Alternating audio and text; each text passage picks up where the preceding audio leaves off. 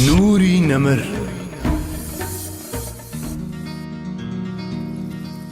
هەواڵە غەیبیەکان. یەکەم، ئەو هەواڵە غەیبیانەی تایبەتن بە سەردەمی خۆیەوە. کتێبەکانی فەرموودە لە پێشی هەمووشیانەوە سەحیحی بوخاری و موسلیم ئەم ڕووداوەی خوارەوە دەژێرنەوە.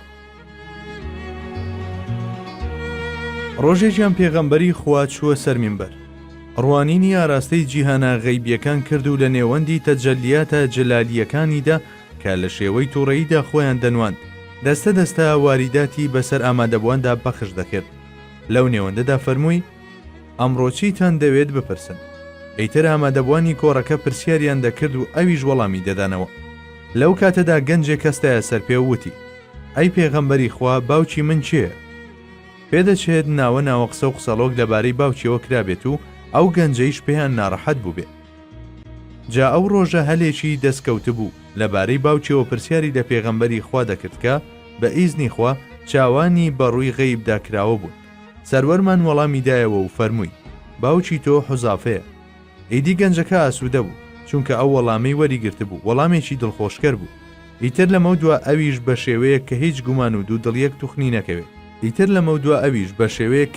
و دوو دڵیەک توخنی نەکەوێت دەدرایە پاڵباوچێک و بە عەبدوڵای کوڕی حوزافەی سەهمی بانگ دەکرا.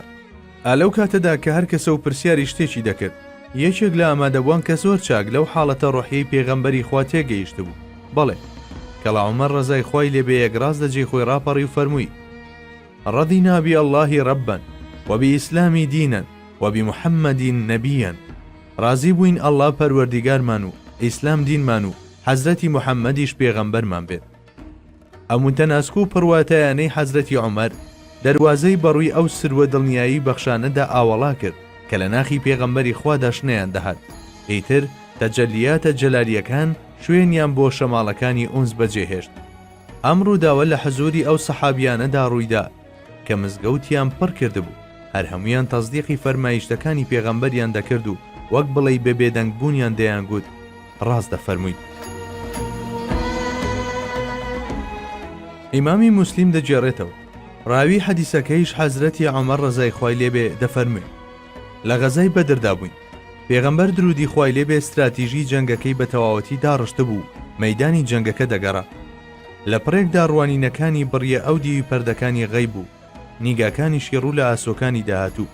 بەدەستی مبارەکی ئاماژەی بۆ چەند شوێنێک کرد و فەرمووی: سبەینێ، ئێرە جێگەی کوژرانی ئەبوو جەهلە، ئێرەشی عوتبە و ئەمەش جێی شەیبەیە و وەلیدیش لێرەدا دەگەوزێت و چەندەها ناوی تریشی ژمان. لە پاش کۆتایی هاتنی جەنگەکە حەزرەتی عومەر سوێن دەخوات و دەڵێ: پێغەمبەری خوا ئاماژەی بۆ چ شوێنێک کردبوو، ئەوها هەمویانمان لەو شوێنەدا بە مردووی دیتەوە. بەڵێ، ئەو مرۆڤانەی کە تا لە ژیاندا بوون بە زمانیان تەزدیقی پێغەمبەریان نەدەکرد و ئێستا بە جەستەی مردویان شایەتی دەدەن لەسەر سید خۆڕازگۆیی ئەو پێغەمبەرە ئازیزە. بەڵێ، پێغەمبەری خوا هەواڵی ئەدا و هەواڵەکانیشی بێ ئەوەی سانتیمێک بترازێن وەک خۆیان دەهات نەدی. ئیمام ئەحمەدی کوڕی حەنبەل لە موسنەدەکەیدا ئەم ڕووداوە دەژێڕێتەوە. جارێکیان پێغەمبەری خوا درودی خوای لێبێت لە مزگەوت لە نێو هاوڵاندا دانیشت بوو. لە دەرفەتێکدا فەرمووی: پاشکەمێکی تر مرۆڤێکی نورانی لەو دەرگایەوە دێتە ژوورەوە. ئەو کابرایە لە چاکترین مرۆڤەکانی یەمەنە و ناوچەوانی جێدەستی فریشتەی پێوەیە. پاشماوەیە کابرایە کەر بەو شێوەیە کە پێغەمبەری خوا وەسفی کردبوو هاتە ژوورەوە، لە حزوریدا چۆکی دادا و مسلمان بوونی خۆی ڕاگەیان. ئەو مرۆڤە سیماپاک و ڕوخسار درەوشاوەیەش کە نمونەی ئەدەب و ویقار بوو، جگە لە جەریری کوڕی عەبدیللای بەجەلی کەسی تر نەبوو. ئیمامی بەیهەقی لە دەلائیل النبوەکەیدا ئەم ڕووداوەی خوارەوە دەجێڕێتەوە. ئەبوو سوفیان لە کاتی فەتحی مەککەدا موسڵمان بوو، بەڵام هێشتا بە تەواوی ئیمان لە دڵیدا جێگیر نەبوو. جارێکیان کە پێغەمبەری خوا تەوافی کەعبەی دەکرد، ئەویش لەو ناوەدا دەسوڕایەوە.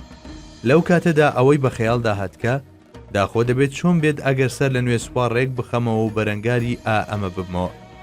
ڕێک لەو کاتەدا پێغەمبەری خوا درودی خوای لێبێ هاتە لای و بە ئەسپایی ئەم قسانەیدا بەگوێیدا: دیسانەوە شکست خواردومان دەکردی. ئیدی ئەبوو سوفیان لە مەسەلەکە حاڵی بوو.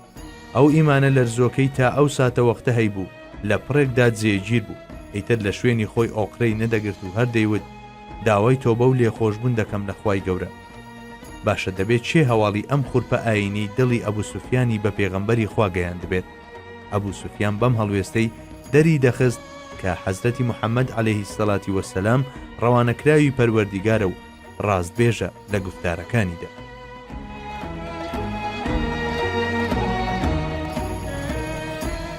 کتێبە بەناوبانگەکانی فەرموودە ئەم ڕووداوەی خوارەوەمان بۆ دەجێڕنەوە.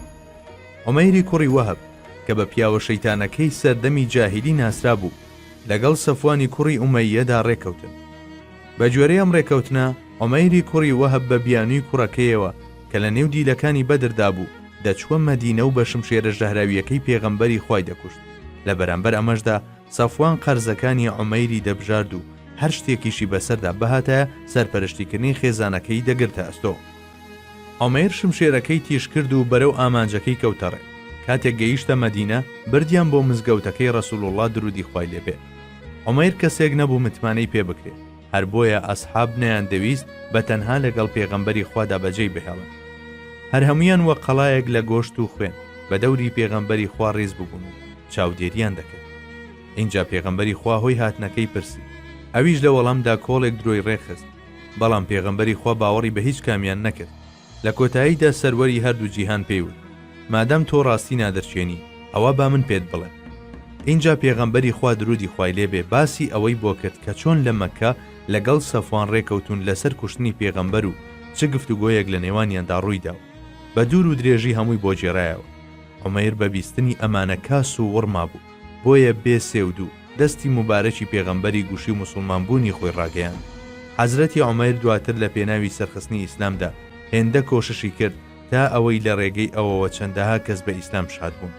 پێغەمبەری خوا لەکوێوە گوێبیستی ئەم گفتوگۆیی نێوان عومەیر و سەفوان بوو. لەگەڵ بوونی ئەو دووریە لە نێوانیاندا چی ئەم هەواڵەی بە سەروەر مانگەیاند. جابا باوەڕداران ئەوانەش کە باوەڕیان نییە لە هەوڵی حونجەکردنی ئەم ڕووداوە و هاوشێوەکانی دابن و ئێمەش بچینە سەر بڕگەی دوات. نوری نەمر